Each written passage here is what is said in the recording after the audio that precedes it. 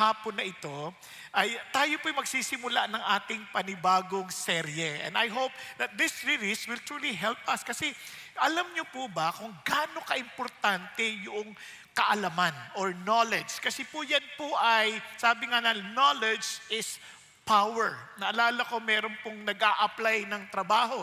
Kwento sa akin kanina ni Pastor Erwin. Nag-a-apply ng trabaho. And sabi niya, ano ba ang alam mo? Yun ang tanong doon sa bata eh. Kilala ko po ang mistress ninyo at alam ko saan ang bahay niya. Tanggap ka na, sabi. Diba? Now, alam nyo, yan po ay biro, pero may katotohanan, di ba? What we know somehow, and especially who we know, is matters so much. Yun po'y napaka-importante. Kaya nga ho, alam nyo, narinig ko ng kasabihan yan. Sabi niya, it's not just what you know, but it is parang who you know that really matters. Kasi nga, kung iisipin yung mabuti, di ba, sabi nga nila, kung mag-a-apply ka ng trabaho, hindi lang yung alam mo eh. Sining kilala mo.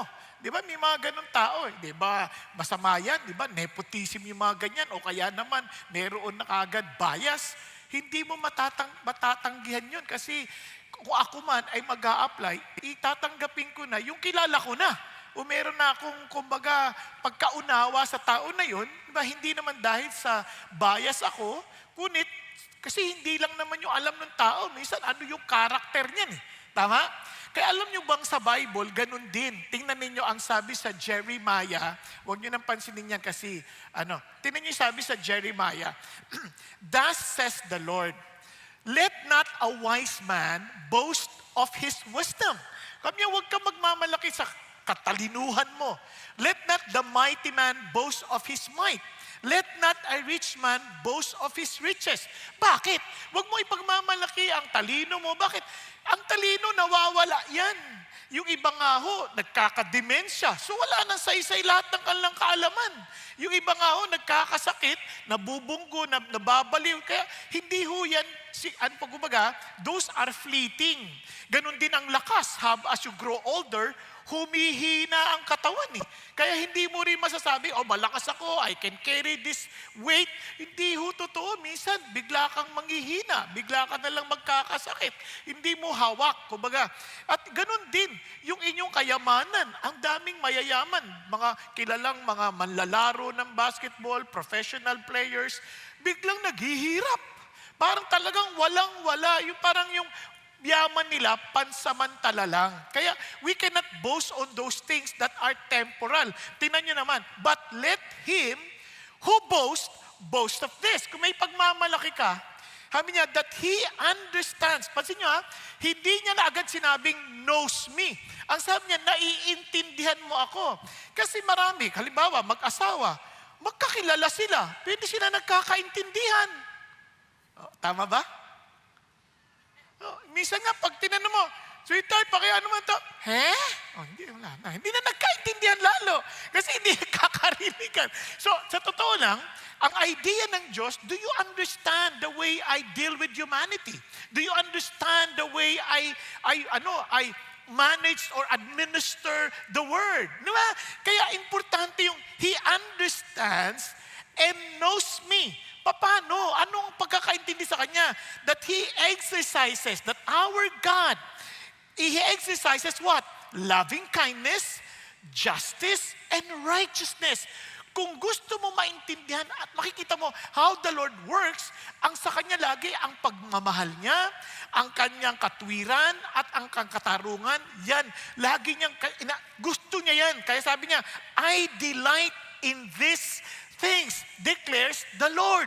Kaya alam niyo po, napaka-importante yung pagkakilanlan natin at pagkaunawa natin sa Diyos. Ang tanong lang, bakit? Di ba? Bakit? Bakit importante yan? Okay, halimbawa lang kayo po ay merong isang matayog na tao at gusto niya kayong makilala. At kayo naman, talagang alam niyong sikat na sikat yung tao na yun. Magiging excited pa ba kayo makilala siya? Parang hindi, no?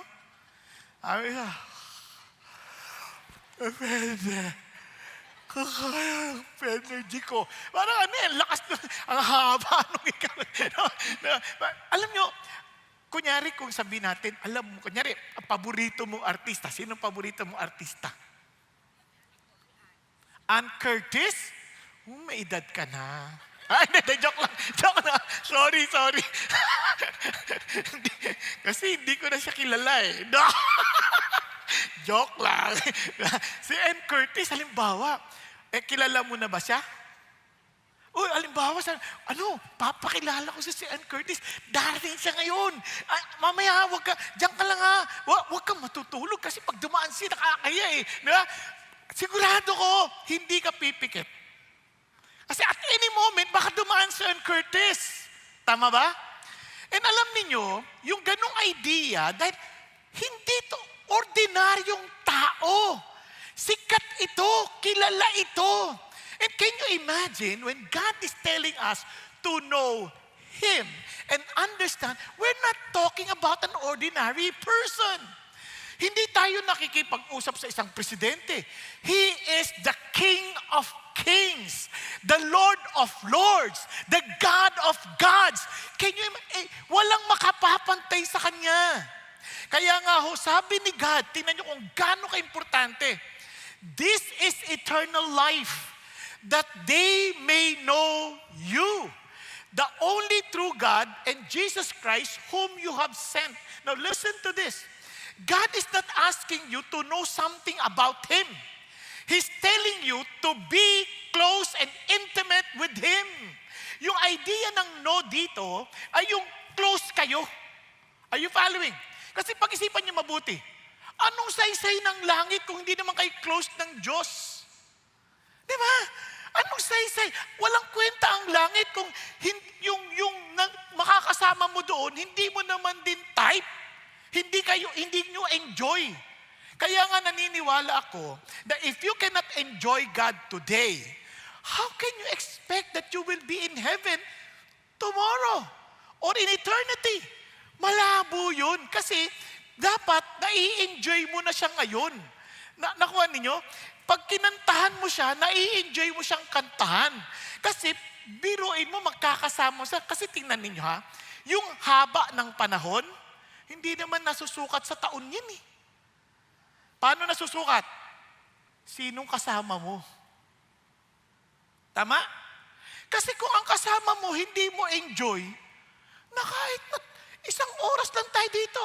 Kunyari, hindi mo enjoy kasama mo, nag-aaway kayo, doon pa lang sa parking, hindi na kayo nagkakasundo, umakyat kayo dito. Sabi, ang tagal mo ng parking na to. Kasi ang tagal-tagal mo kasi kanina pa to, late na tayo eh. Bakit mo ako sinisisi?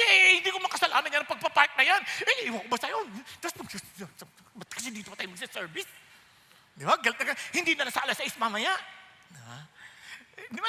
Mag-aaway yan. Mamaya pansin niya, pag upo dito, hindi nag-iimikan. Di ba? Tapos, kahit anong patawa pa na minsan nagsasalta eh, di ka nakakatawa. Kasi asar kayo eh. Asar kayo. Pero kung nag-i-enjoy kayong dalawa, hindi na nag-a-appear pang ganyan, no? Hindi nyo mamamalayan ng oras.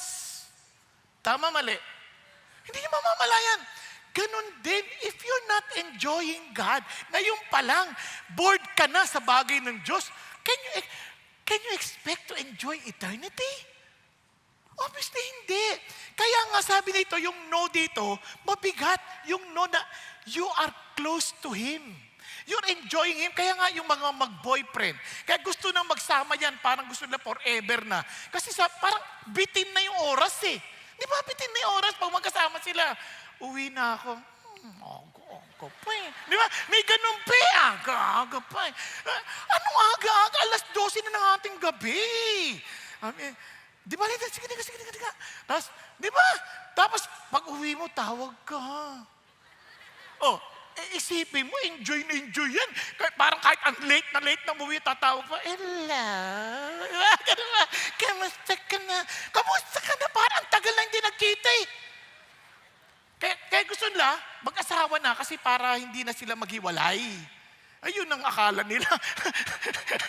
Nung kilala na, yari. Kasi imperfect eh. Tapos imperfect. Pero yung imperfect na dalawa, makikita na imperfection, ayaw na magsama.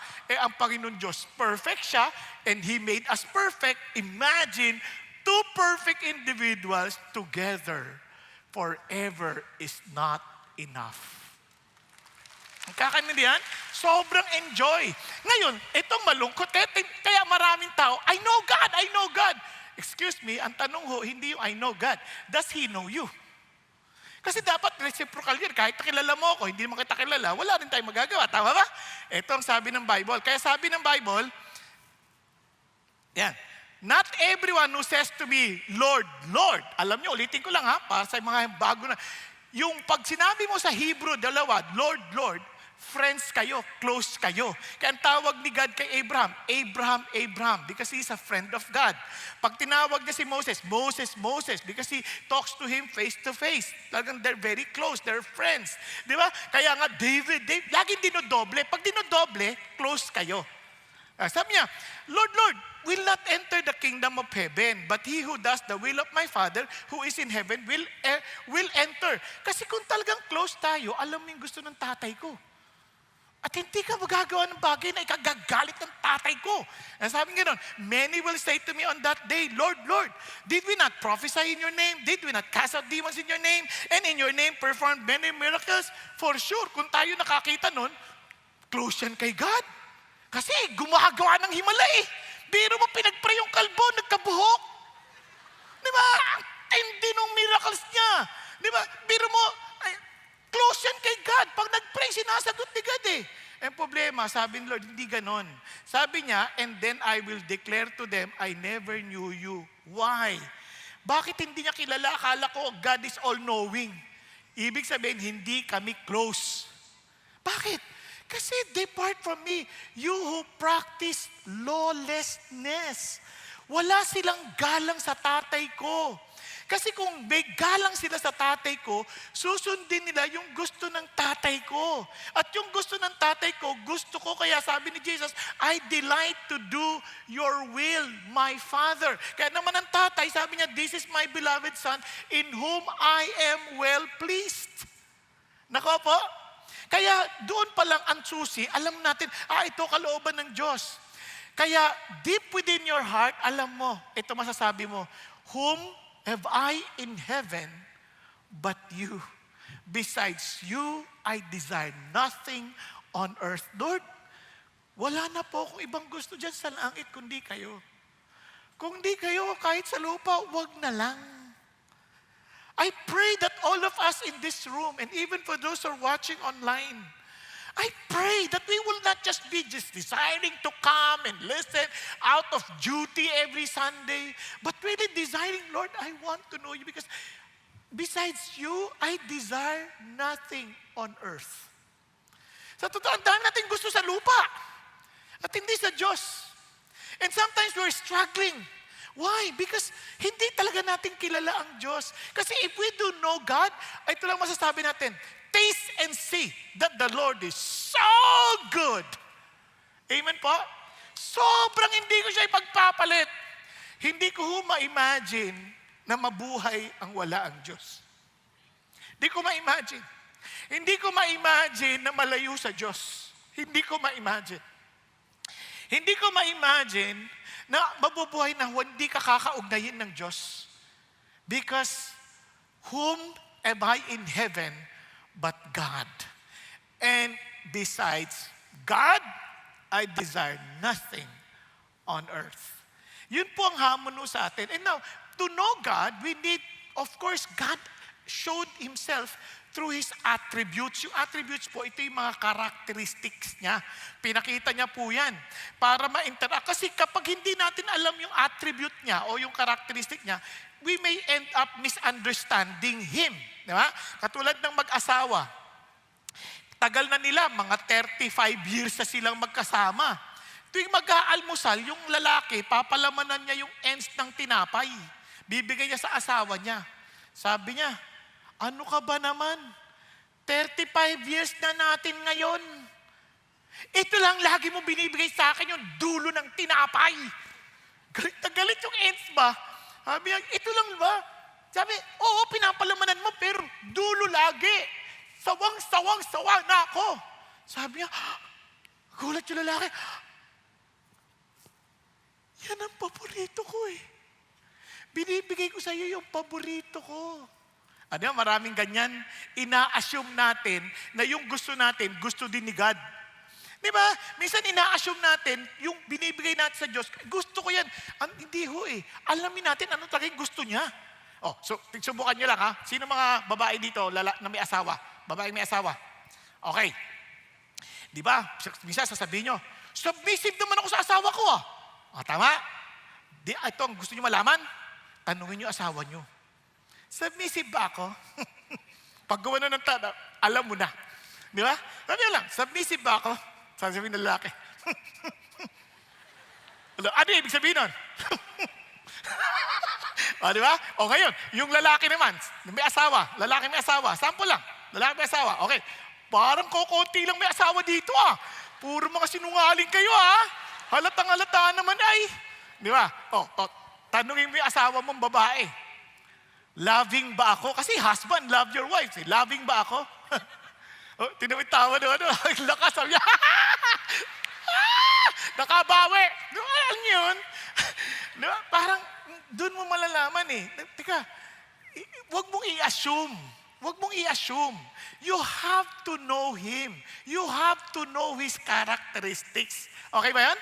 Kailangan mo malaman. Kaya dito, sa ating pag-aaral, itong series na to, yan ang ating pag-uusapan. It is Knowing God, a series on the attributes of God. Ano ba yung mga katangian ng Diyos na dapat nating malaman? Ngayon po, gusto ko pong madiinan sa inyo na itong katangian ng Diyos ay importante. At hindi natin ito kayang maintindihan kung wala si Jesus. Tingnan niyo ha, all things have been handed over to me by my Father. And no one knows who the Son is kasi the Son is infinite in character. Kaya unless the person who is also infinite, he'll never know the Son. Kaya except the Father. Are you following? And sabi ganun, and who the Father is except the Son. Kaya hindi pwedeng hindi sila pareho ng nature. Ngayon sabi niya, and anyone to whom the Son wills to reveal Him. Kaya makikilala lang natin yung Ama kung kanino ipapahayag ng anak. So the Son must mediate, kaya there is no mediator between man and God except Jesus. Kasi siya lang ang pwede, kasi He is fully God and fully man. He alone can, sabi niyo, ang hirap naman gagapin. Mamaya, maliintindihan niyo kung bakit mahirap gagapin. Tuloy muna tayo dito. Ngayon, tayo rin, we cannot know God or Jesus without the Holy Spirit. Kaya sabi ng Banal na Spirit, in the beginning, ang sarap dito, was the Word. And the Word was with God, and the Word was God. He was in the beginning with God. What God is saying, bago tayo punta sa sinasabi niya, I want you to know me. Kaya ako mismo, the very expression of God. And He became human. Diba? No one has seen God at any time. The only begotten God who is in the bosom of the Father. He has explained Him. Sa Greek po, ang ibig sabihin, He has exegeted Him. Inilabas ni Jesus si God. Meaning, kunyari ganito, no? Yung Diyos, yung word na Diyos, very generic. Di ba? Malalaman mo that He is the God of Abraham, the God of Isaac, the God of Jacob, the God revealed in the Scripture, pag dinikit mo na si Jesus. Now naman, si Jesus yung ID. Kung wala si Jesus, hindi mo maintindihan yung Diyos na sinasabi ng Bible. Kasi generic yan eh. Anybody can say, God. Di ba? Pero sabihin ko nyo, tinan nyo, pagka sinabi mong God at dinikit mo si Jesus, galit na sila. Ayaw na si Jesus. Because Jesus claims that there is no other way for us to be with God except through Him. Napaka-exclusive niya. Naunawaan po. Okay tayo ha? Okay, good. Now, tuloy tayo. Now, itong amazing part, hindi natapos doon. The Holy Spirit now will testify about Jesus. Kasi He's both spiritual, although naging tao siya, but still, we cannot grasp His deity or divinity. Kaya when the Helper comes, whom I will send to you from the Father, that is the Spirit of truth, who proceeds from the Father. Sino yan? Spirit of truth. Kaya ng katotohanan. He will testify about me. Are you following? Kaya nga, sabi nga, He will glorify me. For He will take of mine and will disclose it to you. All things that the Father has are mine. Therefore, I said that He takes of mine and will disclose it to you. Kaya kung wala ang Espiritu ng Diyos, hindi natin siya makikilala. No wonder we need to be born in the Spirit in order for us to know Him and to know God. And alam nyo, hindi mangyayari yan unless we humbly accept and admit na hindi natin siya kayang makilala. Kaya, blessed are the poor in spirit, for theirs is the kingdom of God. Yun din ang dahilan kung bakit niya sinabi kay Nicodemus, unless a man is born again, meaning unless na bumalik ka sa zero, na aminin mong wala kang alam, you'll never understand the kingdom of God. Naunawaan po? Andiyan pa kayo? Kasi marami sa atin nagsisimula na, alam ko na yan. Kaya wala kang alam. Sa sandali sa alam mo na yan, wala kang alam. Kailangan, Lord, wala po ako alam, maawa ho kayo sa akin. Unless you reveal yourself to me, I'll never know you. Hindi pwede sabihin, ay, lagi na ako nag-atin sa CCF, dahil ko nga papakinggan si Pastor, dahil ko nga pinakinggan. Wala ka pa rin alam. Kasi it's nothing to do with me. It is between you and God. Between you and the Holy Spirit. Between you and Jesus. Are you with me? Okay, good. Tuloy na tayo ngayon. So, ngayon, atin pong titingnan. Alam niyo itong amazing part. Those people who came to know the Lord, sobrang crucial.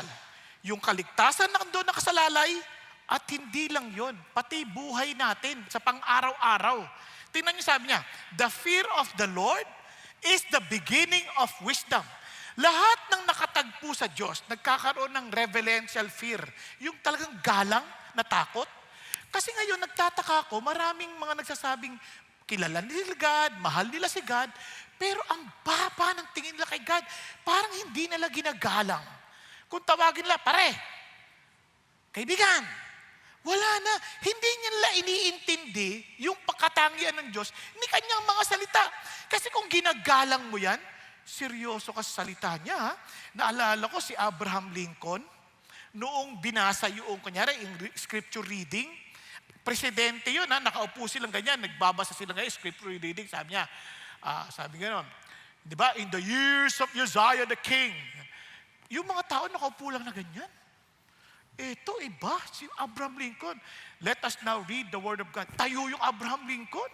Tapos sabi nung Sir, kasi presidente, Sir, you don't need to stand. Hindi nyo na kailangan tumayo. Ang sabi niya, no, you don't understand. If I come up on stage and it's time for me to speak, people stand. Tumatayo sila to give respect. Ngayon ito, salita ng Diyos, hindi ako tatayo. Oh, grabe, no? Nakuha ninyo? Sa atin nga, nakahiga ng iba kahit upuan lang eh. Di ba? Ibang klase. Kaya doon ko naintindihan na minsan, kaya wala tayo, hindi natin makita yung talino sa buhay.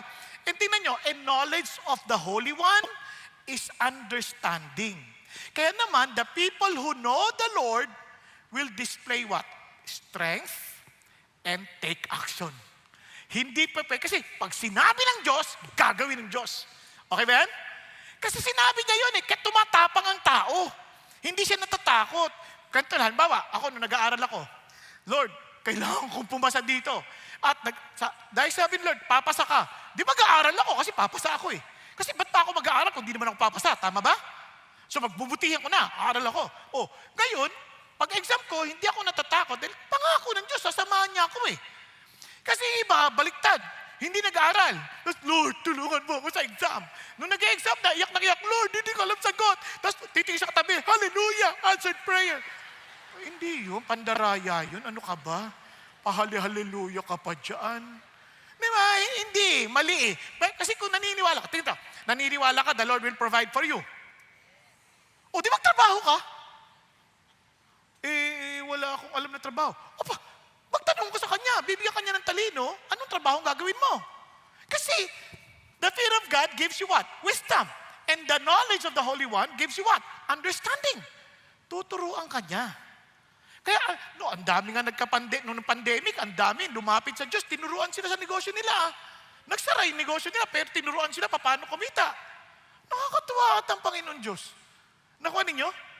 Hindi mo pwedeng kahunin ng Diyos. Ang talino kaya kaya tumatapang ang tao ng Diyos.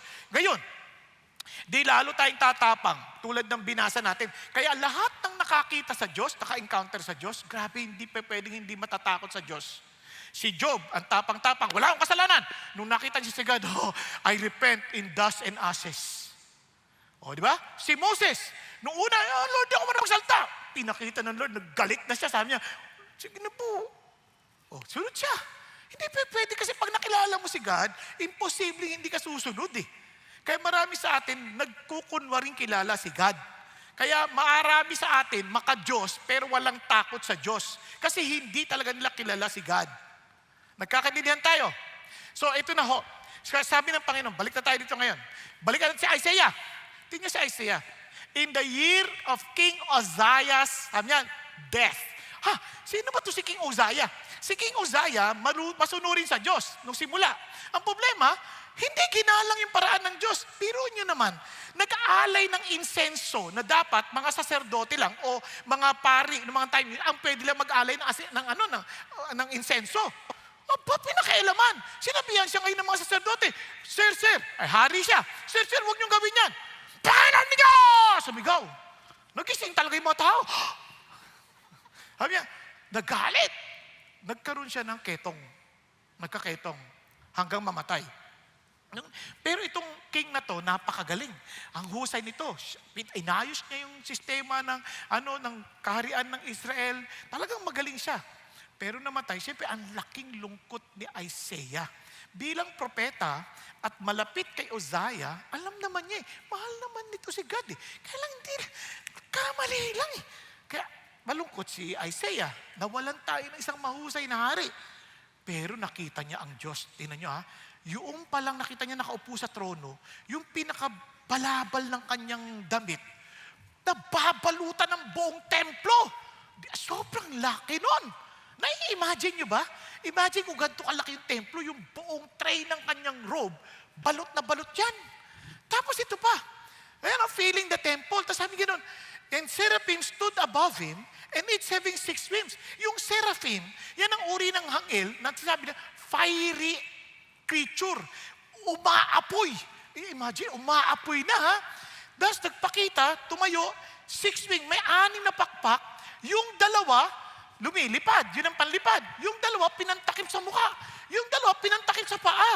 Bakit? Kasi kaharap nila yung Diyos. Now, biglang sumigaw. And one called out to another and said, Holy, holy, holy is the Lord of hosts. The whole earth is full of His glory. Wow! Ang bigat. Yung word na holy, kaya 3 beses yan, kasi yung hindi yan yung parang banal, mas banal, at pinakabanal. Walang ganun sa Greek, sa Hebrew. Para sabihin mo yung pinakabanal, sasabihin mo na hanggang sa 3 ulit. So everybody will say, holy, holy, holy. Nakatakip yan Nakapanood na kayo ng mga Korean drama ng mga hari, yung mga kingdom, Chuna. Diba? Ganon. Parang sa paggalang na sa hari, nakatakip pa yan, patalikod po, Chuna. Diba? Ganon. Kasi nga, hindi pwedeng parang masiga-siga yung mukha mo. Nagpapakumbaba ka. And here, they were showing the holiness of God. Itong si Isaiah, amazingly, tingnan nyo sabi, and the foundations of the threshold trembled at the voice of him who called out while the temple was filling with smoke. Punong-puno ng usok, tas nanginig, parang lindol.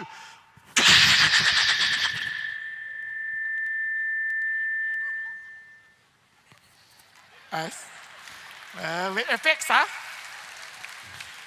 Daman-daman nilang lahat yun. Tas eto na. Etong si Isaiah, propeta yan. Isa sa mga kinahahangaan ng mga tao, basta propeta, sila ang mensahero ng Diyos. Ang kanilang mga labi ay tagataglay ng mensahe ng Panginoon. So anong klaseng labi yan?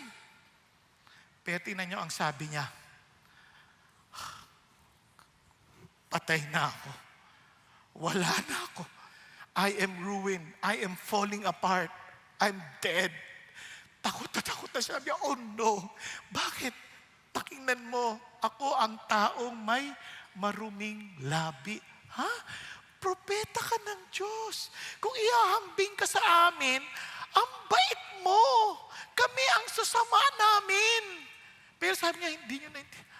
Pagkakita ko sa Diyos, comparing myself now, seeing myself now in the light of God, I am a man of unclean lips.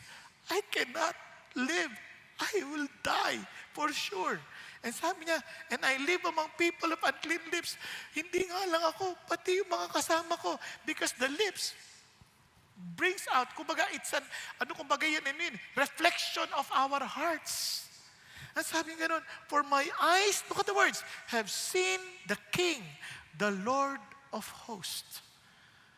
Alam niyo, minsan ang yayabang natin, akala natin kung sino tayo. Pag nakita ko si God, ang dami kong tatanong. Pag nakita ko si God, sasabihin ko talaga sa kanya, hindi ka marunong. Minsan ang tatapang natin, hindi naman natin alam sinasabi natin. Sana nga makita mo talaga si God. Nang maintindihan mo sinasabi mo. Kumbaga sa mga magulang, sige, subukan mo nang makita mo yung hinahanap mo. Di ba? Sabi niya, pag ikaw ay makulit ka, bubulagin kita at makita mo yung mga hinahanap mo. Kung kailan nabulag, saka makikita. Ano ba yun? Di ba? Parang mga nanay, pero ito siya sabi ko sa iyo, si God, hindi yan biro. Kaya woe is me. Wala na ako. Now, tingnan niyo po, bakit? Because God is holy. Ang ibig sabihin ng holy, unang-una, He is set apart. He is above everyone else. Kaya nga hindi magagap ng tao yung Trinity.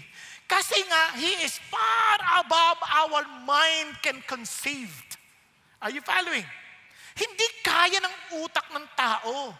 Kaya hindi naman maintindihan, fully God, fully human, hirap, one in three person, di kaya. Talagang di, kung kaya mo yan, equal ka na sa Diyos. Are you following? And that is exactly what holiness means. You are far, far, far above everyone else. You are set apart. At ang sunod, sabi niya gano'n, hindi lang, He is morally excellent. He is perfect in nature. Yun ang idea.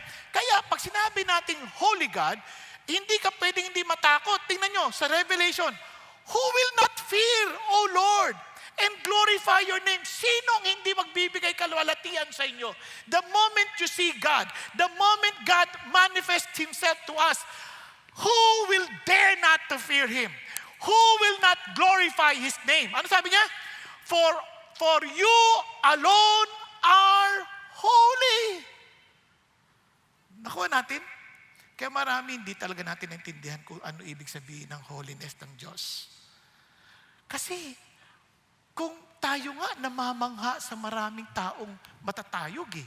Nangingin, ang tawag na-struck, laway struck yun ha. Na-starstruck ako, hindi ko alam ang sasabihin ko, hindi ko alam ang gagawin ko. Eh, maintindihan mo pag nakita mo si God. Eh kung si Isaiah nga, patay na ako. Di ba? Hindi. Kaya ito, balik tayo rito. Eh sabi niya, for all the nations will come, look at the words, lahat ng bayan, kahit yung mga mayayabang will bow down before God. Kaya ano ho ang holiness? Now, let's focus now on this side. Want to understand holiness? It is being pure. Ano yung pure? Perfect in character, ultimate standard, and requires us to be holy. Experienced through Jesus' work on the cross. Anong ibig sabihin nun? Let's start. Alam niyo, halimbawa, ito po ay isang soccer player sa England. Ang pangalan niya po ay Bobby Moore. Nung matapos po ng laro, nabalitaan niya at pinatatawag siya si Queen Elizabeth nanood at ko-congratulate sila. Kasi nanalo siya. Alam niyo, hindi niya alam gagawin kasi maruming kamay niya. Kasi nga naglaro nga galing sa laro eh. Alam, hindi alam, punas ng punas, punas. Hindi niya alam saan niya ipupunas. Kasi kailangan malinis eh. Bakit? Kakamay siya sa Queen of England. Si Queen Elizabeth, punas ang punas. Siguro, ano-ano pang gagawin niya, di ba? Para lang matiyak na malinis. Naintindihan niyo sabihin? And can you imagine, paano na kung sa Diyos pa tayo haharap? Paano na? Kasi He's perfect in character. Walang bagay ng pagkakamali sa Kanya, walang bahid ng dumi, walang bahid na anumang kakulangan, hindi siya nagkakamali sa Kanyang mga desisyon, kaya alam niya kung anong Kanyang ginagawa, His intentions are pure, His motivations are pure, wala hong pwedeng mag-question sa Kanyang mga ginagawa.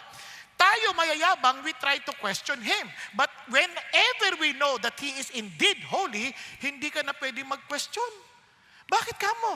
Tingnan nyo, kung gaano siya, be perfect. He is perfect. Therefore, sabi niya, as your heavenly Father is perfect. Sabi niya, ikaw, kung ang tatay mo, perfect yan. Now, tingnan nyo po Una, tingnan nyo, perfect, pure, sinless. Walang kasalanan. Kasi sa 1 John 1:5, God is light, in Him there is no darkness at all. Can you imagine? Wala kang maitatago sa Diyos. Walang maitatago.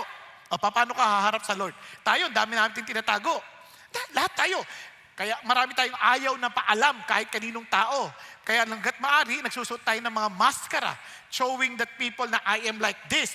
We don't want to expose ourselves to everybody. Kaya nga iba, hiyang-hiya. Uy, magkwento. Baka sabihin lang, di ako marunong magsalita. Ayoko. Di ba? We are all hiding something. Pero sa Diyos, wala kang maitatago. He is, sabi niya, there is no darkness at all. No, God is completely separate from evil. Sabi niya, your eyes are too pure to look on evil. Hindi niya galit siya doon. Galit siya doon. At hindi lang yun. Kaya God is uniquely glorious, worthy of worship. Doon pa lang, alam mo na kagad itong ibig sabihin ng holiness ng Diyos. Ayaw niya ng anumang klaseng karumihan. Naunawaan? Hindi, walang yung mga tinatago sa ilalim, nagpapanggap na okay lahat. Parang mga pag may bisita, pag mayroong bibisita, lahat ng dumi, itinatago lahat, di ba? Ang ganda sa labas, puntahan mo yung kwarto. Nandun nakatago lahat. Tama? Sarap mo ng tulog nyo. Kakaingit kayo Huwag kayong mag-alala. Kitang-kita kayo. Diba? Joke lang. Hindi, pero totoo yun. Nakatutok mo yung camera sa inyo. Huwag nyo na ipalabas sa TV, pwede. So, balik tayo dito. So, imagine niyo to. Parang sinasabi ng Diyos, wala tayong matatago sa Kanya. Alam po ninyo, itong malungkot, yung holiness ng Diyos, yan po yung pinaka-fundamental na attribute. Kaya yan ang inuna natin. Kasi tinan nyo, yung pag-ibig niya, hindi lang basta pag-ibig. It is holy love.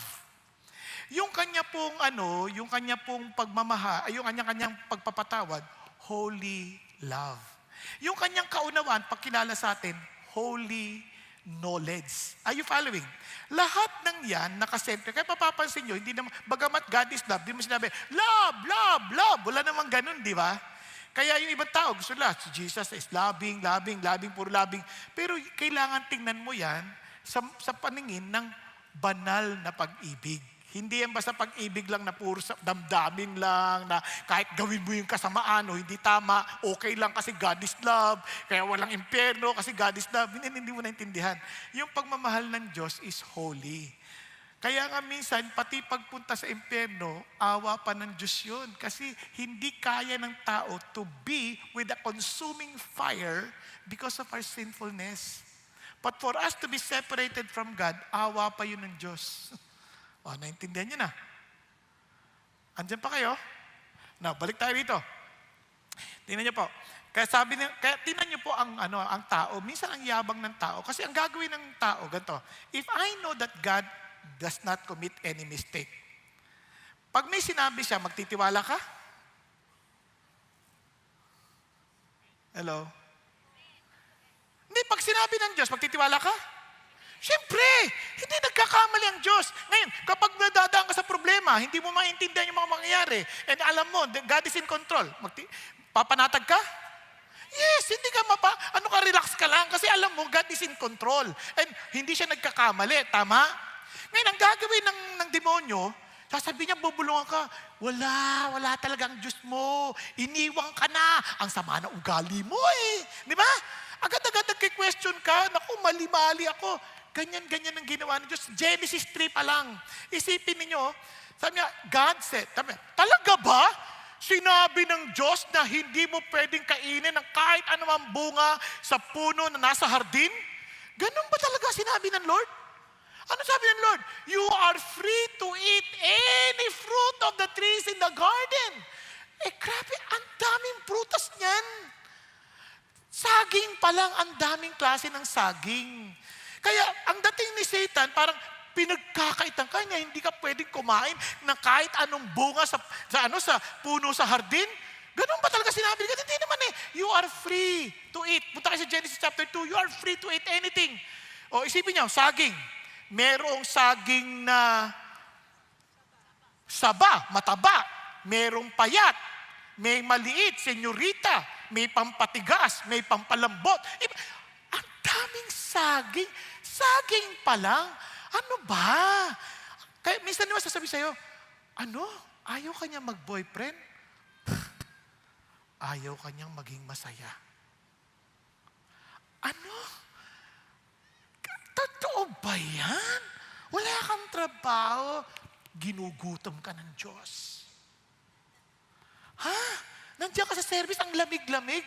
Wala kang jacket, pinahihirapan ka talaga. Para hindi ka matulog. Hindi, mali ka, tulog siya. Kulang lang na, sagutin siya, no? No, balik tayo dito. Tuloy, sabi ng babae, sabi niya, yung prutas ng puno sa hardin, pwede namin kainin.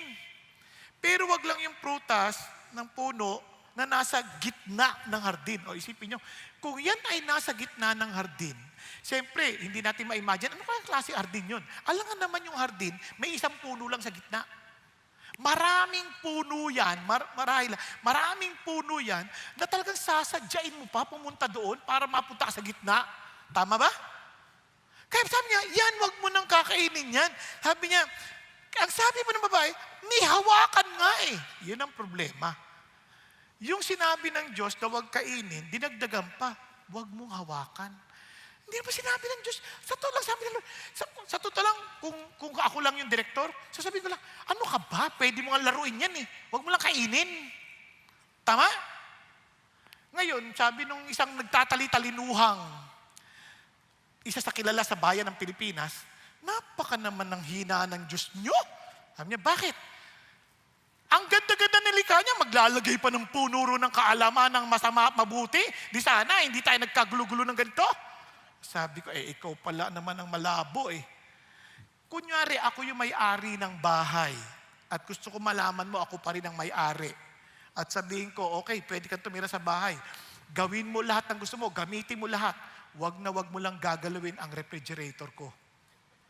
May reklamo ka? Pag-isipan niyo mabuti.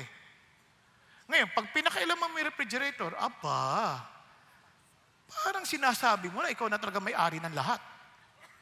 Pwede na kitang paalisin. Loko ka pala eh. Nakuha ninyo? God is telling us, I'm still the God of this world, not you. I'm giving you all the authority to manage it, to rule over it. But don't touch this. Let me still determine what is good and evil for you. Because even if I allow you, you have no capacity to overcome what is evil. I care for you so much and I don't want you to fall into sin. Etong tao, anong sinabi? Hindi totoo yan, sabi ng demonyo. Sabi niya, hindi ka mamamatay. Sabi niya, for God knows that in the day you eat from it, your eyes will be open and you will be like God.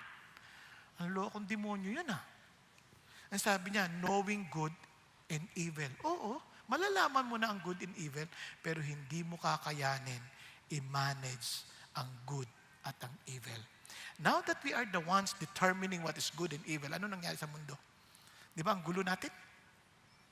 Ang gulo natin. Kahit nga yung Committee na, nagkakagulo-gulo pa sila kung ano interpretasyon. Di ba ang gulo? Di ba? Yung nakikita nating nangyari sa pamahalaan natin, pinapakita lang sa atin na ang tao, hindi mo basta mapagkakatiwalaan. Ang gulo ng utak. Tama, mali? Kahit nga, litong-lito na ang mga tao ngayon. Dati ang dali lang sabihin, ayan, babae yan, lalaki yan. Ngayon, depende. Ang hirap na ata. Hindi mo na ma-identify eh. Yung palang, doon mo ano na nangyari? Kahapon nga, mayroong nagsabi sa akin, yung relationship na daw, situationship? Ano yung situationship na yan? Kahit na bigkas, di ko alam, situationship. Yung parang kayo na hindi kayo. Ha? Hindi kayo! Pero parang kayo. Ha? Ang gulo ninyo! Ibig lang sabihin, walang commitment. They want all the pleasure, but not the responsibility. Nakuha ninyo kung ano nangyayari? O, sino ang sisisihin laban ng huli? Si God. Ba't po inalaw to? Ba't ako nabuntis? Inalaw mo. Wala naman kaming commitment. Wala ako asawa at mga anak ako. Para na ako si Maria. O, iba si Maria, iba ka. Siya, damay mo pa yung napakamabait na tumayong nanay ni Jesus sa lupa. Diba? Minsan, yun ang problema ng tao, then they will blame God. Hindi nagkakamali ang Diyos. Tayo ang sumusuway sa Diyos. Kaya tayo ang mali-mali ang nangyayari sa buhay natin. Pakisabi sa katabi mo, hindi nagkakamali ang Diyos. Ikaw yun. Kung meron mang kaguluhan sa nangyayari sa buhay mo, tanungin mo sarili mo, did you seek God? Did you follow God? Now, if you did seek God and you followed God, then don't think na yung tapos na yung buhay mo, hindi pa tapos. Because God has a great plans and He is working in infinity and beyond. Are you following? Kaya hindi niyo pwedeng husgahan ng Diyos sa ganyan. Kaya He is the ultimate standard. Not us, not our feelings. Hindi feeling ko, ganito ako eh. Feeling ko, masaya ako. Hindi. Ano ang ultimate standard ng Diyos? Ano sinasabi ng Diyos? It's not about what you feel. It's not about what you think right. It is what is right. Based on God's standard. Isipin niyo, gagawa tayo ng building. Wala tayong standard ng measurement. Kunyari, sabi natin, ano ba yung 1 foot? Depende sa sukat ng paa mo. Naku po! Di ba? Hindi ang gulo nun. Paano ko yung paa mo liit? Talo ka na. Yung paa mo isang laki-laki. O, di ba? Malabo yun. Kailangan mayroong standard. Di ba? May standard. Kaya nga hindi pa pwedeng walang standard. Kaya napaka-importante, sabi nga ni A.W. Tozer, holy is the way God is. To be holy, He does not conform to a standard. Hindi sa standard natin. Because He is that standard. Siya yung pinaka-standard. He is absolutely holy with an infinite, incomprehensible fullness of purity that is incapable of being other than it is. Because He is holy. All His attributes are holy. That is whatever we think of as belonging to God must be thought of as holy. Basta sa Diyos, perfect yan. Basta Diyos, tama yan. R.C. Sproul beautifully said it. God is not subject to a higher law. He Himself is the law. His nature is the standard of all moral excellence. Hindi pwedeng tayo ang magsasabi. Hindi, ganito yan, mali-intindi ninyo. Hindi. Eto sabi ng Diyos, sundin mo. He knows better. Are you following? Because He is the standard. Isipin nyo kung ang Diyos hindi nagbigay ng standard, nagbigay lang siya ng basic kasi tinan nyo, yung kanyang word, yung word of God. Sabi niya, as for God, His way is perfect. The word of the Lord is flawless. Grabe. At yung law niya, yung law na binigay niya sa atin, sa totoo lang, ano sabi niya? So then the law is holy. And the commandment is holy. And the righteous and good. Tama yun at mabuti. Ang tigas lang ng ulo natin, ayaw natin pansinin. At minsan, misinterpret pa natin gustong sabihin ng Diyos. Sample lang, para maintindihan natin. Yung holiness ng Diyos, halimbawa lang, yung basic, the law, the 10 commandments. Thou shalt have no other gods before me. Biruin mo, kung napakaraming Diyos, ang hirap, sinong susundin ko sa kanila? Sabi ng Lord, walang ibang Diyos, ako lang. He is the God of all gods. Di ba? Sunod, thou shalt not make unto thee any graven image. Huwag ka nang gagawa. Don't make any extra effort. Ayaw ka niyang mapagod. Kasi unang-una, pag gumawa ka pa, isipin mo yung Diyos mo, gawa-gawa mo lang, dadalin mo pa. Samantalang ang Diyos na gusto kong makilala mo ako magdadala sa'yo. O ayaw pa ba niya yan? Hello? Oh, ito pa. Sabi niya, thou shalt not take the name of the Lord thy God in vain. Dalin mo yung pangalan ko, igalang mo yan. Huwag kang gagamit ng pangalan ko para lang mangutang. Yung iba, ngutang, gagamitin pa yung pangalan ni Jesus eh. Christian ako. Pautang. Tapos di naman magbabayad. Di ba? Eh, di ikaw rin nababaon sa utang, kawawa ka naman. Sa totoo lang. Tapos tingnan niya pa, remember the Sabbath day and keep it holy. Bakit pinapaalala ng Diyos yan? Gusto kanya magpahinga. Alam niyo, maraming tao walang kapahi-pahinga. Kaya dito na natutulog eh. Hindi, sorry. Pahinga ka lang. Sa totoo lang, hindi pwede ang taong hindi magpahinga. We need to rest, to recover. Kaya ang dami namamatay ngayon. Hindi nagpapahinga. Hindi ginagawang araw ang gabi at ang gabi araw. Di ba? Kaya sabi niya, honor your father and mother. Isipin niyo ang pamilyang walang leadership ng magulang. Lahat na lang naggugulangan. Pag-isipan ninyo. Ang hirap ata nun. O isa pa, thou shalt not murder. O isipin niyo ang panahon natin na pwedeng pamatay kahit sino. Type nyo? Na hindi na kayo mapapanatag. Kasi baka, hindi mo alam kung lalabas ka. Eh yun lang, nanood ka lang ng news eh. Babae, pinatay, ginahasa, habang natutulog. Hindi ka na makakatulog eh. Konting kalus ka na. Diyan na ba? Ayan na ba? Di ba? Kaya sabi ng Lord, isipin nyo itong lahat ng ito. Kung ginagaya man yan ng buong Europa, dahil tinalagayan ng Diyos. Tayo ngayon, ine-explain na natin. Ang pagpatay, ganito, ang stealing, ganito. Simple lang, Panginoon. Ang sinasabi niya, igalang mo ang buhay ng ibang tao. That's it. You value the life of people. You value the person next to you.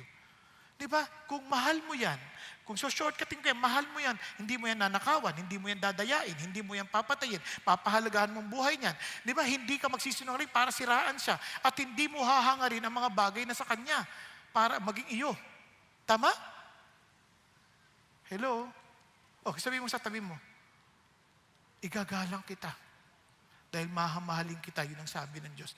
Yun lang ang sinasabi ng Diyos sa atin, that we are to care for one another. Why? Don't you see? We are all looking for intimacy because we are created in the image of God with the intimacy of God the Father, the Son, and the Holy Spirit. Are you following? Hello? Kaya hindi tayo masasatisfy. Kaya kung hindi tayo susunod sa paraan ng Diyos, trust me, kahit mga hindi Christians, inaral nila, out of 21 notable civilization, 19 perished not by conquest from without, but by moral decay from within. Hindi na naginalang kasal. Si J.D. Unwin, is a sociologist, anthropologist, British ethnologist, yan na, sabi niya, exhaustive examination of sexual behavior and their effect on society. He observed that monogamous cultures prosper and those disinclined to restrain sex to monogamous marriage remain primitive. Or if one successful, they decline. Inaral niya, hindi mga Christians yan. But because they understood that this is standard monogamous, walang kabit-kabit. Walang mga maraming asawa. Sabi niya, lahat ng nagbukas sa ganyan, ano nangyari? Bumagsak ang kalang sibilisasyon. Tingnan niyo ngayon ang mga usapan. Ayaw na magpakasal because they want to go to different partners. O tingnan niyo ang sakit. HIV left and right. Because we're not listening to God's standard. Then, eventually, they will blame the Lord and say, ba't mo ito pinahintulutan? If you are God, you are powerful and perfect. Why are you allowing all of this?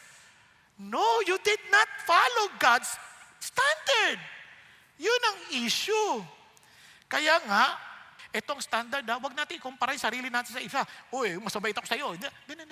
All have sinned and fall short of God's glory. Hindi ko ito kasalanan mo, masama ka kaysa dito. Hindi, pareho lang yan. Yung chismosa at saka immoral, pareho lang yan. Pareho makasalanan lang yan. Mas masama pa nga ito dahil mabilis siyang magkalat. Di ba? Kaya walang pinagkaiba yan, kaya walang turuan. Kasi lahat tayo nagkasala. At gusto niyo talaga makapantayan ng Diyos? Itong standard. Whoever keeps the whole law and yet stumbles in one point has become guilty of all. Type nyo? It's all or nothing. Paano na yan? Wala na tayong pag-asa. Huwag kang mag-alala, hindi pa tayo tapos. Doon muna tayo sa susunod. Para maintindihan natin mo ito. Then God, because He is holy, He wants us to be holy. He requires us to be holy. Ano sinasabi ng Panginoon Diyos? Tingnan nyo. Napaka-importante ito. As children, referring to us now, that we are set apart for God's purpose. Set apart for His family. Kasi lahat tayo na sa mundo, some of us, we now belong to God. Now we are set apart. In a sense, practically or positionally, we are holy. We are set apart. Then sabi niya, you then live out your holiness. Kasi sabi niya ganito, as obedient children, do not be conformed to the former lusts which were yours in your ignorance. Parang ganito. Kunyari ikaw, anong pangalan mo, Iha? Ano ba si Jessie? Sabi ko, Jessie, kumakain ng pagpag. Wala sa itsura niya, pero halimbawa lang, kumakain siya ng pagpag. Naawa ko, Jessie, mula ngayon aampunin na kita. Hindi ka nasasama sa mga kasama mo, mga kaibigang pagpag. Ano ibig sabihin? You are now set apart. You now belong to my family. Nung dinala ko siya sa bahay, hindi pa siya sanay. Aba, sabi ko sa katulong, pakipaliguan mo si Jessie, mamaya pakainin mo. Hindi pa siya, pinasok siya sa kasilyas, pagpasok niya sa kasilyas, kita niya ang linis ng tubig. Sabi niya, ay, ang ganda, nagilamos. Nakita nung katulong, ay, ba't ka nagilamos dyan?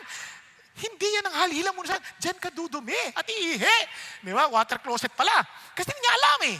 No, tuturuan mo siya ngayon. Tama ba? Ngayon, nung kakain na, nakita yung dahil pagkain, kinuha sinunggaban agad. Ay, hindi ganyan. May mga plato. Ito, pang dessert, appetizer. Ito, may kanya-kanya pa palang assignment yan.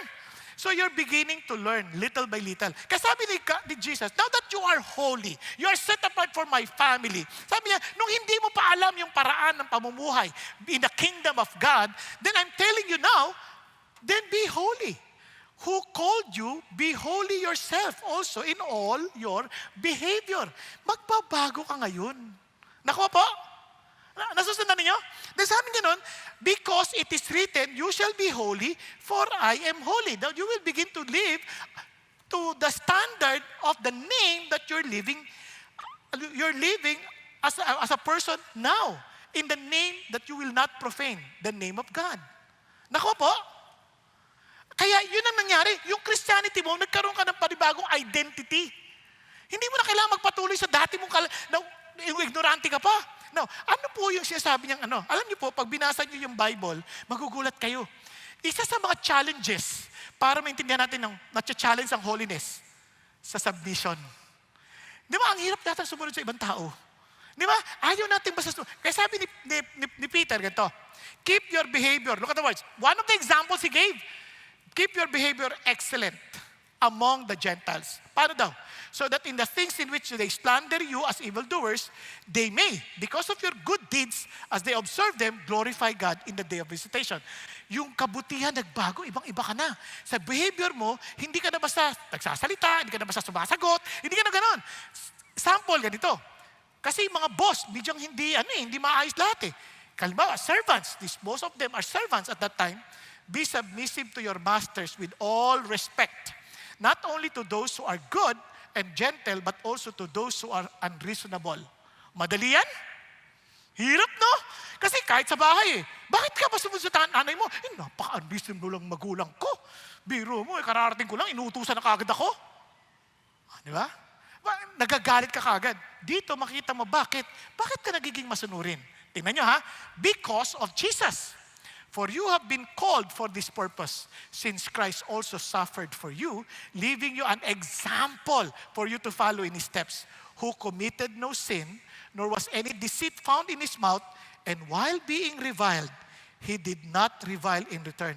While suffering, he uttered no threats, but kept entrusting himself to him who judges righteously. Ano sinasabi niya?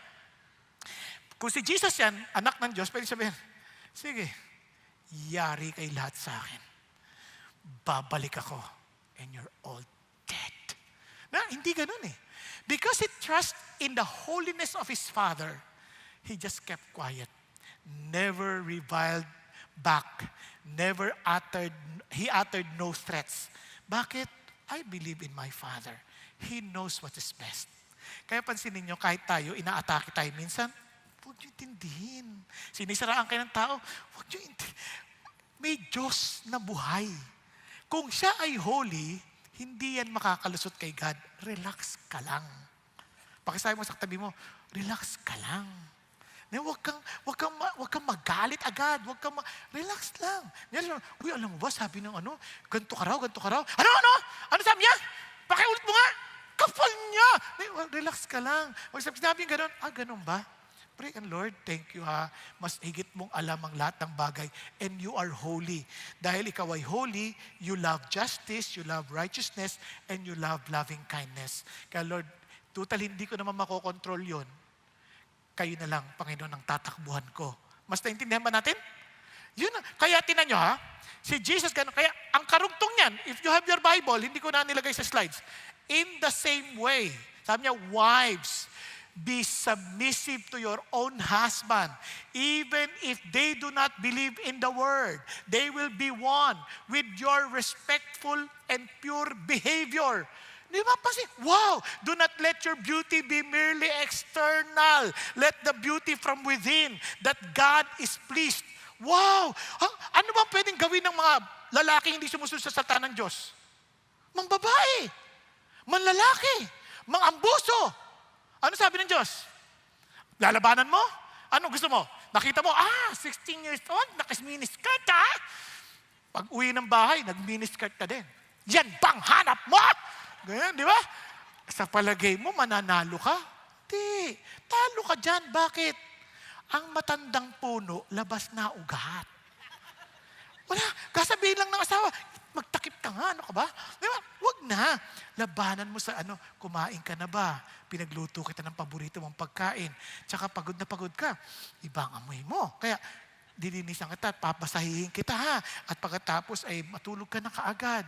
Wala siya ngayong maidadahilan na dinadaya ka niya. He cannot justify his action.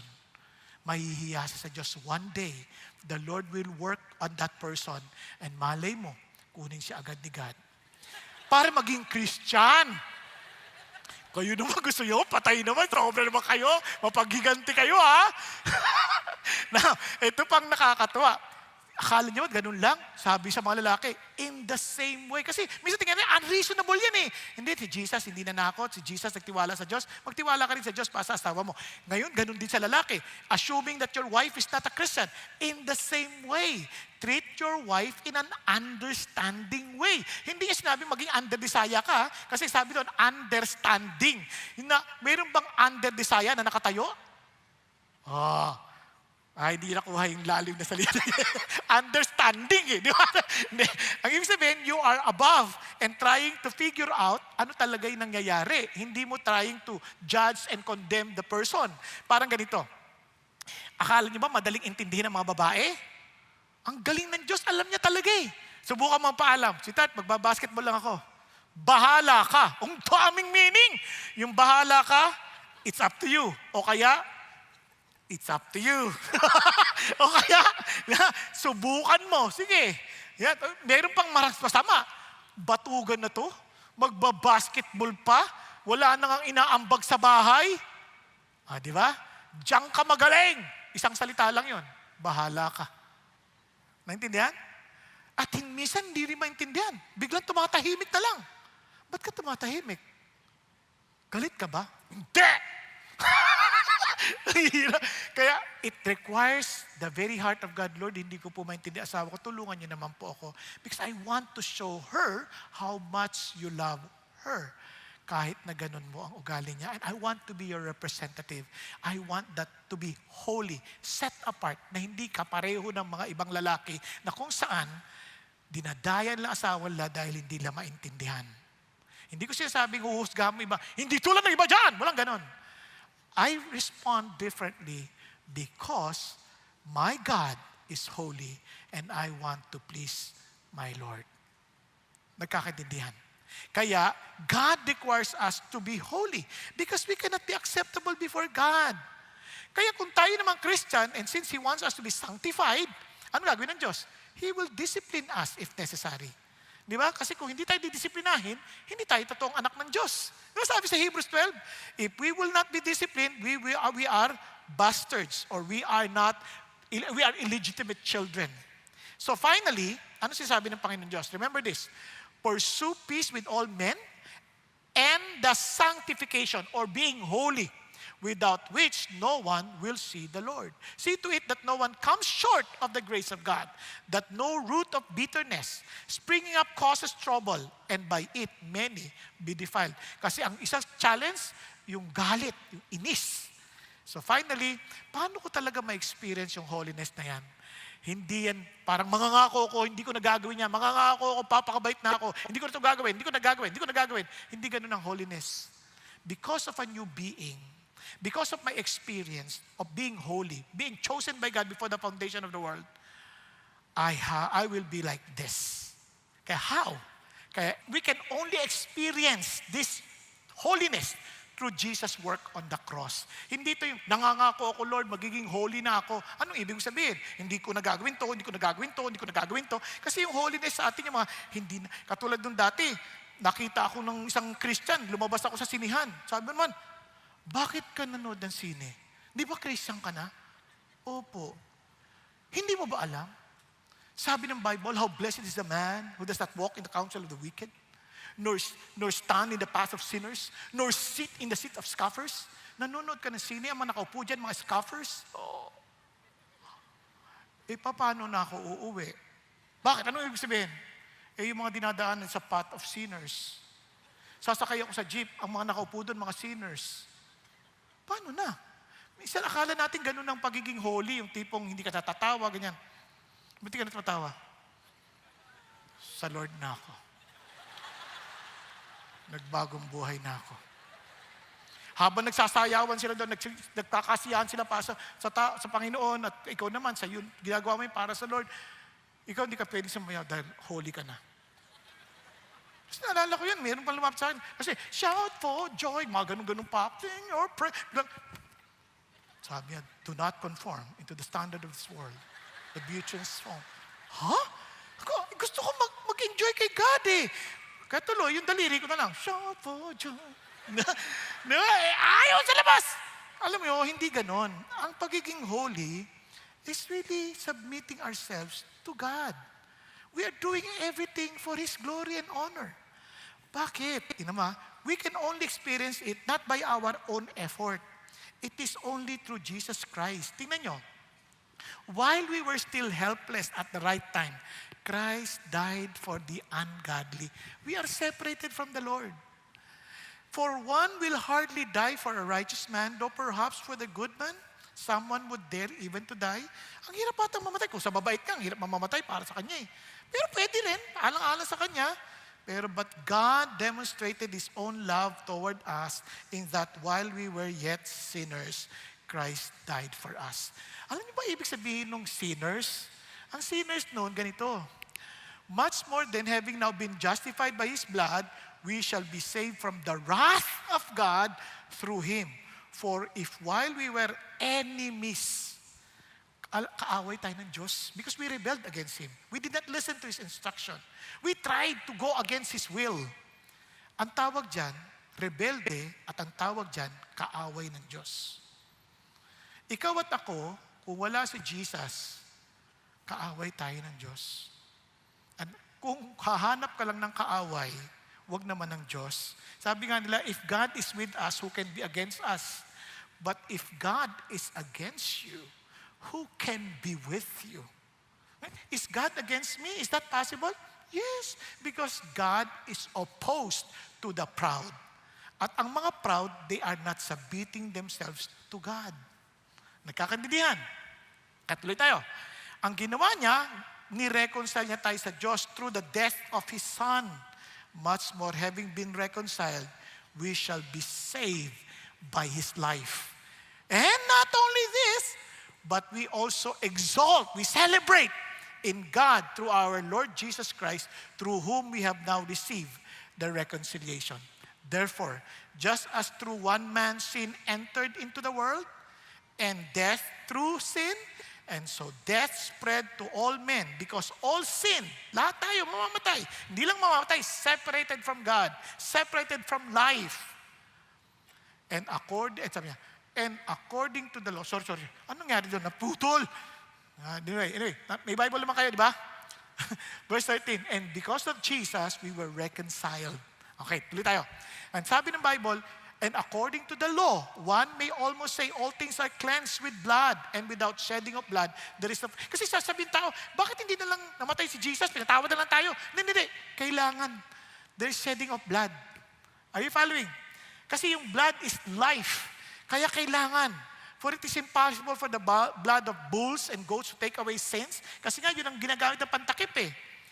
And Jesus, the mediator of a new covenant, to the sprinkled blood, which speaks better than the blood of Abel. Ano sabi niya? Therefore, Jesus also, that He might sanctify, make us holy, the people through His own blood suffered outside the gate. Ano sabi ni God? There is only one way for us to experience the holiness of God. Para ikaw ay maging holy, set apart for God's purpose.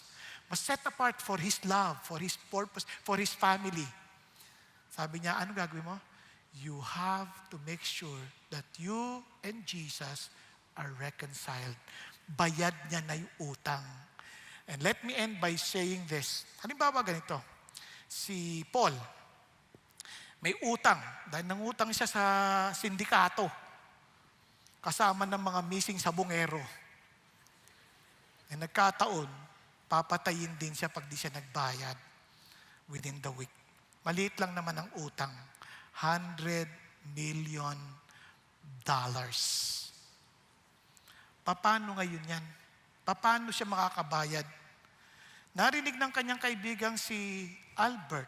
Tama na ako, no? Okay, si Albert. Sabi ni Albert, totoo ba may utang ka? Oo. Sabi niya, naku, tutulungan kita. May motor ako.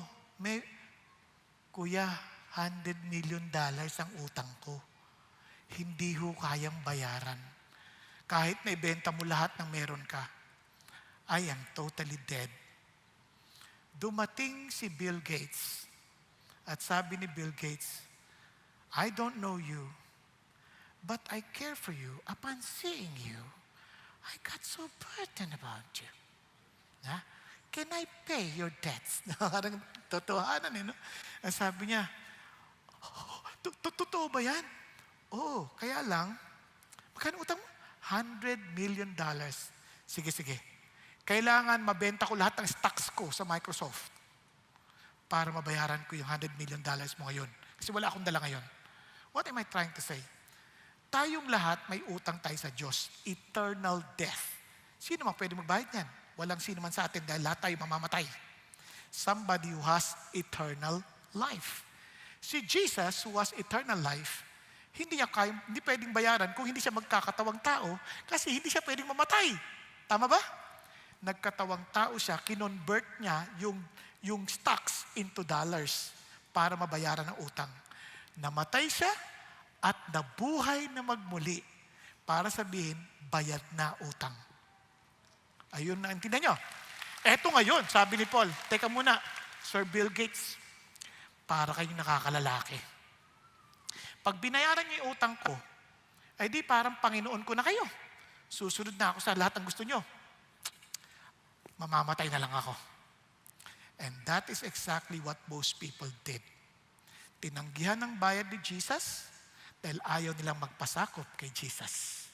Gusto nilang mabuhay on their own. Kaya sabi niya, huwag mo kaming pakialaman, Jesus. We will pay our own debt. In other words, you will suffer eternal death as a payment for your own sin. But I'm telling you, God is offering you a way. Because He is a holy God, He wants you to experience His love at the same time by saying, I paid your debts. Are you willing to come and admit that you cannot pay it on your own and you need me?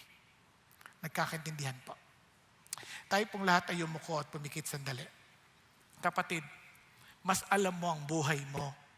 Talaga bang si Lord na ang Panginoon ng buhay mo na masasabi mong, Lord, tinanggap ko po yung kabayaran ng utang ko. Kaya utang ko na sa yung buhay ko and my life is yours.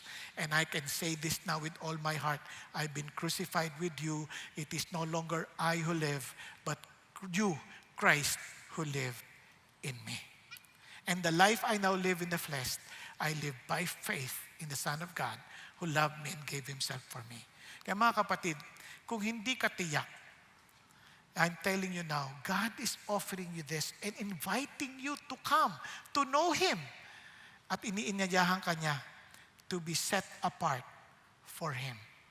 Handa mo bang isuko ang buhay mo kay Jesus by allowing Him to pay your debts and be the Lord of your life? Kung yun po ang desisyon mo ngayong hapon, huwag mo nang hintayin ng bukas. Magpakumbaba ka, itaas mo ang kamay mo sa Kanya. Sabi mo, Lord, inaamin ko ang pangangailangan ko sa iyo.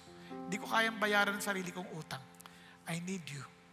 I need you, Jesus. I accept your payment on the cross for my sin. And I want to live only for you. Kapatid, kung yan ang luubin mo, taas mo kamay mo, huwag ka maya. Yes, huwag ka maya. Sa balcony, upper balcony, mga nanonood sa online, I'm challenging you, nasa overflow rooms, be humble before God. You know your condition. Huwag kang magmatigas. Hindi mo naintindihan ang pinagmamatigasan mo. You need God. Jesus Christ humbly came to save you. And don't ignore His offer. Because tomorrow might be too late. Be humble before God. At alam mo rin ang gulo ng buhay mo. Trying your best to fix your own life. And alam mong malayong malayo at hindi mo maintindihan na nangyari sa'yo. Why don't you come and accept Jesus and say, Lord Jesus, yes, say it to the Lord, Lord Jesus, I accept you as my Lord and my Savior. I admit that I cannot pay my own debts, the eternal debt that I owe you because of my rebellious life. Lord, I rebelled against you, against your standard. I tried to live on my own.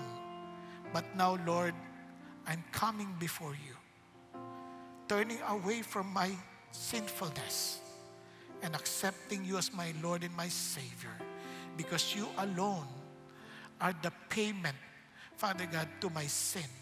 You alone are enough. Nothing else and no one else. So Lord Jesus, come into my life.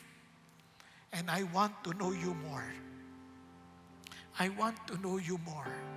I want, Lord, to grow in my love for you. So fill me with your Holy Spirit and allow me to live only for your purposes and for your glory. Thank you, Lord. Thank you, Jesus. Thank you, Father God, for listening to my prayers. Thank you, Lord, for coming to my life. Thank you, Jesus. Lord, I give you all the glory and honor.